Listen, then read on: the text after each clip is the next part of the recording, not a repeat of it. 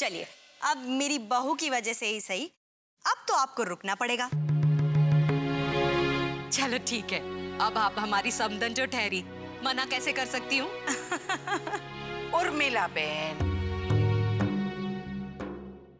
अपना इरादा और अपना कार्यक्रम पक्का हो और उसे निभाना हो ना, तो कोई भी ताकत और कोई भी दबाव उसे हिला नहीं सकती।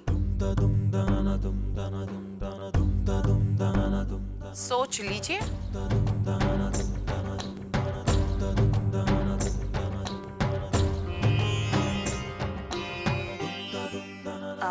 उर्मिला बहन, आप कोकिला की बातों का बुरा मत मानिएगा। चलिए ना, हम अंदर चलते हैं। चलो दिख रहा।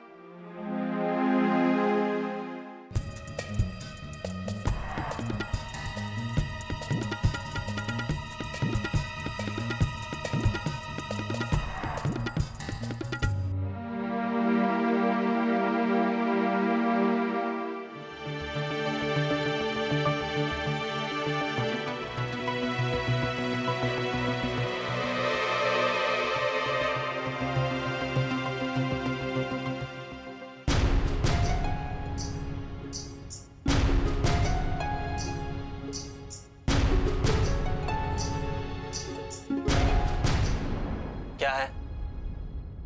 Green tea. मैंने तुमसे कहा था ना, कि मेरी फिक्र मत करो।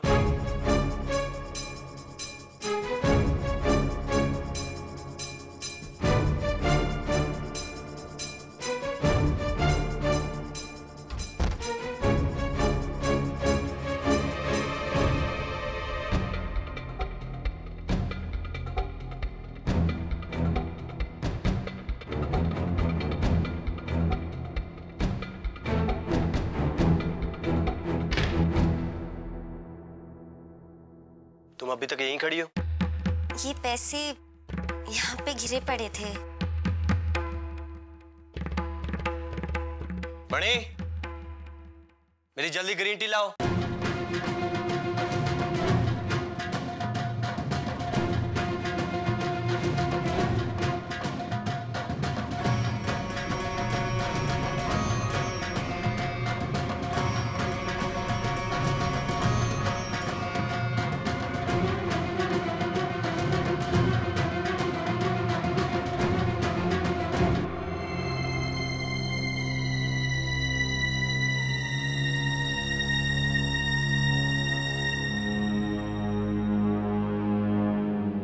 अरे गोपी भाभी, आप अभी तक रसोड़े में हैं? जाइए ना, थोड़ा आराम करिए ना, थक गई होंगी।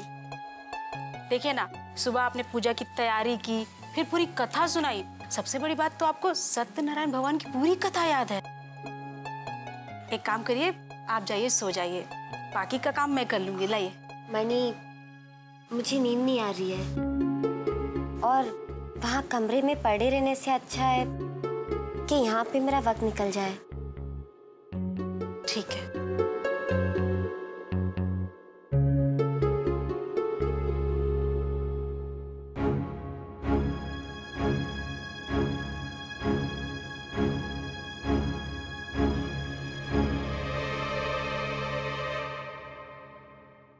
ये तो अभी जाग रहे हैं।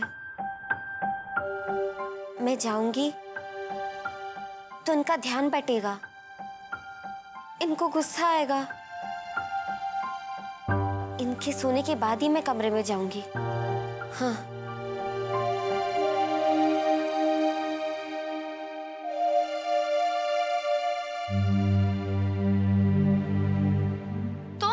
तुम अभी तक यही लगी हुई हो? स्टूपिड। लाइए राशिबेन, मैं भर देती हूँ। हाँ हाँ, क्यों नहीं। तुम तो यही चाहोगी ना कि तुम्हारी सास मुझे दिन भर ताने मारती रहे, और वो तो कहेंगी कि खुद से कुछ काम होता नहीं, इसलिए अपनी जेठानी से काम करवा रही है। तो जेठानी जी, आप तो रहने ही दो। ऐसा नहीं है राशिबेन। अगर काम करने का तुझे इतना ही शौक है तो ये ले। राशि,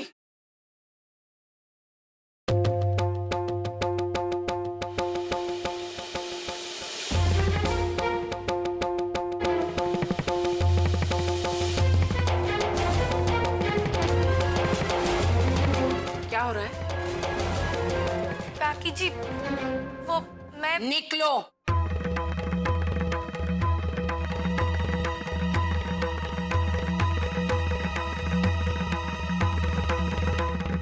और तुम गोपी, तुम्हें पता है ना तुम्हारी मामी यहाँ है, तो रात के 10 बजे तक रसोड़े में काम करके तुम उन्हें ये बताना चाहती हो कि इस घर में, मोदी परिवार में तुम्हारी हैसियत एक नौकरानी से ज्यादा नहीं है? हाँ? मुझे एक बात बताओ, इस वक्त एक पत्नी को कहाँ होना चाहिए? अपने कमरे में अपने पति के साथ। तुम अपने पति का इतना भी ख्याल नहीं रख सकती हो? जाओ अपने कमरे में, जाओ।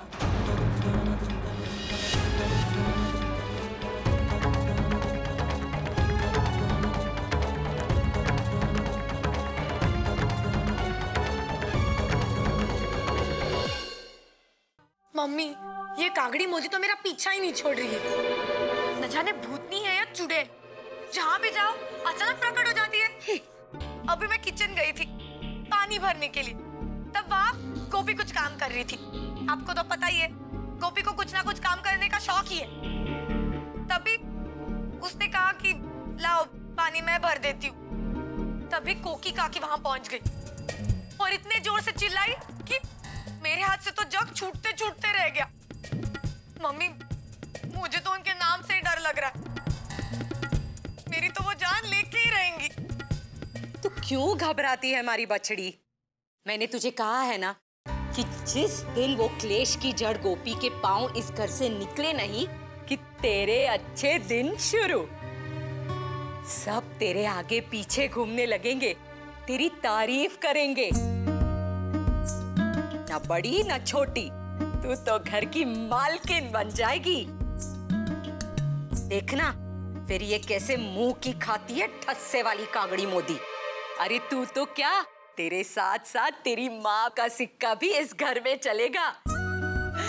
राज करेंगे हम, राज। लेकिन इससे पहले तुझे ये जानना बहुत जरूरी है कि जिगर जी की हैसियत इस घर में क्या है। मम्मी, लेकिन ये सब मुझे नहीं आता। तो शुक्र माँ चिंता करे छे, मैं हूं ना तेरी माँ। अरे तू तो बस इस मुलायम बिस्तर पे आराम कर। काश मेरे पास भी ऐसी ठंडी मशीन वाला कमरा होता और रेशमी मुलायम बिस्तर होता। आहा, कलेजा में ठंडक बैसी गई। पर यहाँ आके तो तेरा जिगर सोएगा ना। मम्मी, आप क्यों फिक्र कर रहे हो? मैं उनसे कह दूंगी कि आज के दिन गेस्ट रूम में सो जाए। देख, वही आया होगा।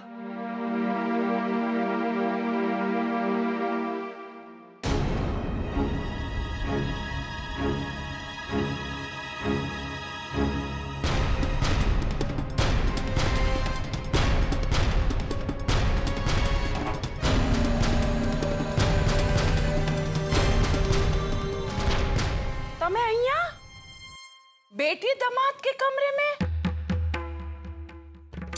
उर्मिला बेन, मैंने आपके लायक ही कमरा तैयार करवा के रखा है। मतलब जैसी आपकी आदत है आप वहीं सोएंगे।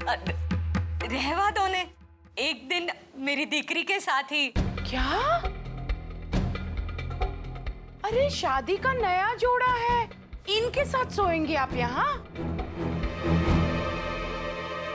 वैसे भी जिगर खाना खा के चक्कर लगाने गया है, बस आता ही होगा। चलिए। मम्मी, आप आइए, मैं आपको छोड़ देती हूँ। क्यों? मैं हूं ना, मैं लेकर जाऊंगी। और तुम ये चद्दर ठीक करो। वैसे भी जिगर को सारी चीजें अपनी जगह पे ही अच्छी लगती है, मालूम है ना? चलिए चलिए।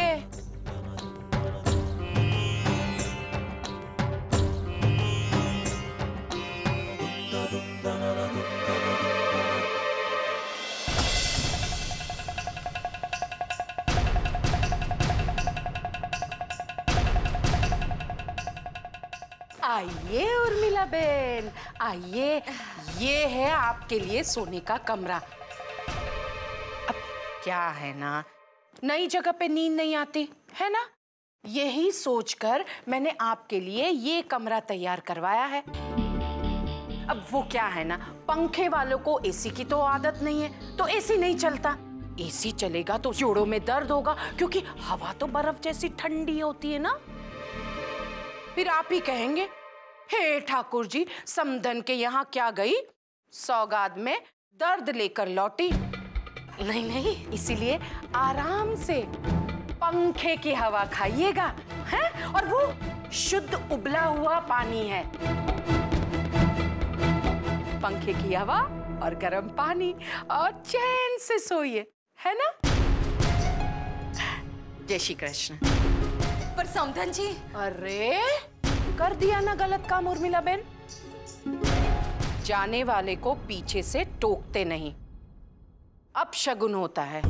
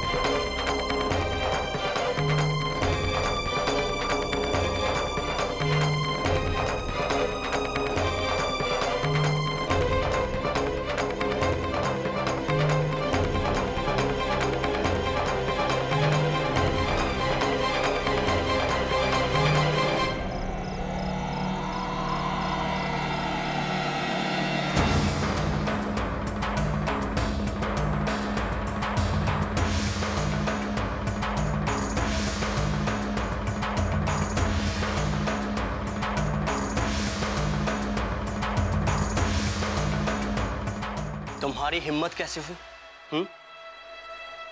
लेकिन मुझे तो पहले ही समझ जाना चाहिए था कि जो लड़की बात बात पर इतना झूठ बोल सकती है, बड़ी चालाकी से बातें घुमा देती हो, वो लड़की कुछ भी कर सकती है, कुछ भी। और इसमें ताज्जुब की क्या बात है?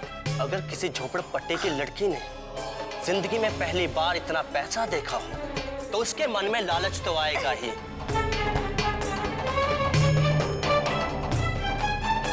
मैंने ये कभी भी नहीं सोचा था कि जिस लड़की को मेरे पल्ले बांधा गया है, वो लड़की चोर भी हो सकती है।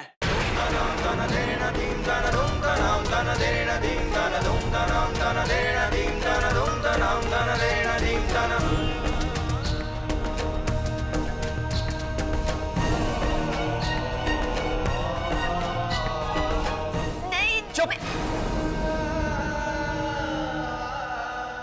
जी मेरी बात। खबरदार जो अपनी गंदी जुबान से मेरा नाम लिया, समझी?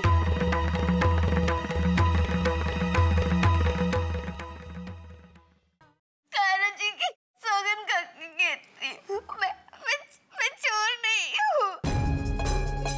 ये बैग यहीं पे रखा था, मैंने सोचा कि इसे कहीं और रख दूं, लेकिन बैग गिर गई और पैसे गिर गए। पैसे गिर गए?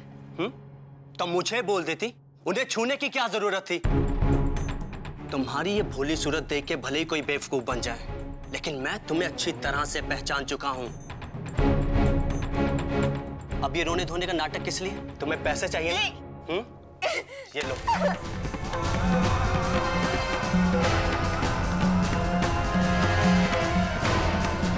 कितने चाहिए तुम्हें? ये लो, सब ले लो। मैं सच कह रही हूँ, मेरा यकीन करने का सवाल ही पैदा नहीं होता।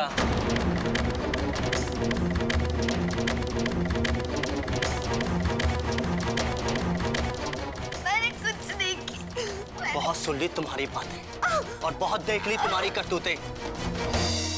अगर मैं चाहूं तो अभी घर वालों के सामने तुम्हारा कच्चा चिट्ठा खोल सकता हूं, लेकिन मैं तुम्हें इतनी भी अहमियत नहीं देता। मैंने तुम्हें पहले ही कहा था कि तुम मेरे लायक नहीं हो।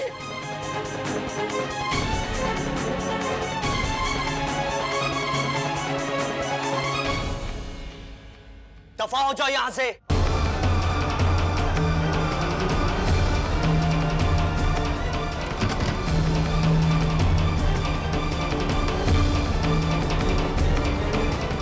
मुझे मत निकालिए, मैंने कुछ नहीं किया।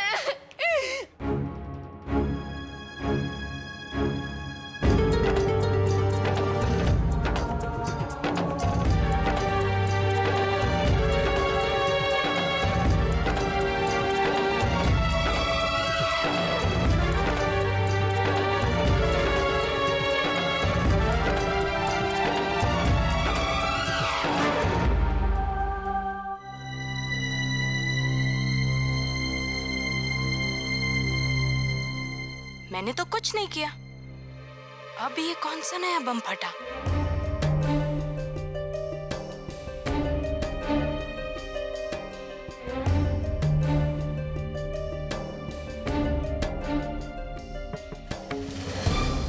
भाभी, भगवान ने आपको कितना सुंदर चांद सा चेहरा दिया है।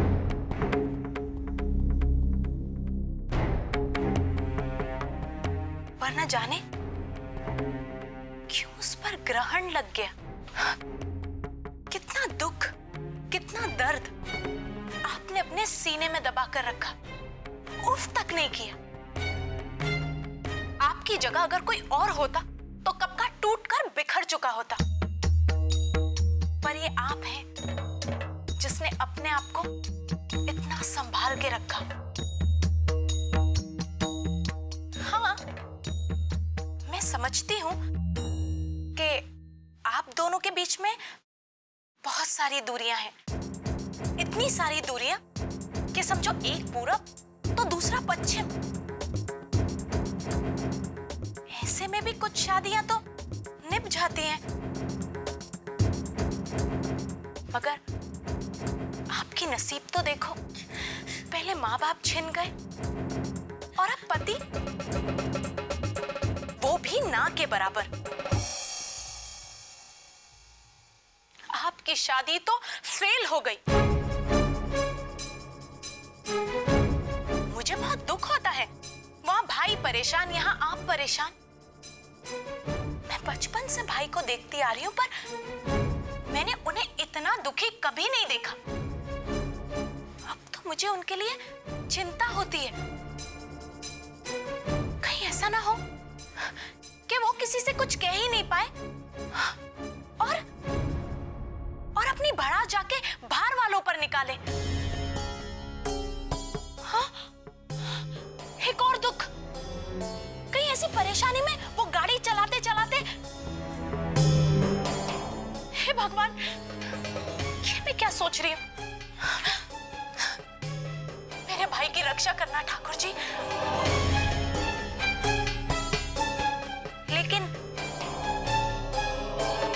मेरे सोचने से क्या होता है? जो सोचना है वो तो आपको सोचना है। आखिर आप उनके जीवन साथी हैं और आप जो भी सोचेंगी उनके अच्छे के लिए ही सोचेंगी। मुझे गलत मत समझिएगा, मगर अगर आपको ऐसा लगता है कि आपकी मौजूदगी की वजह से भाई परेशान है तो आपको नहीं नहीं नहीं, ये मैं क्या कह रही हूं, मुझे ऐसा कुछ नहीं कहना। लेकिन सबकी भलाई के बारे में सोचते हुए मुझे ऐसा कहना पड़ रहा है कि आपको भाई की जिंदगी से दूर चले जाना चाहिए।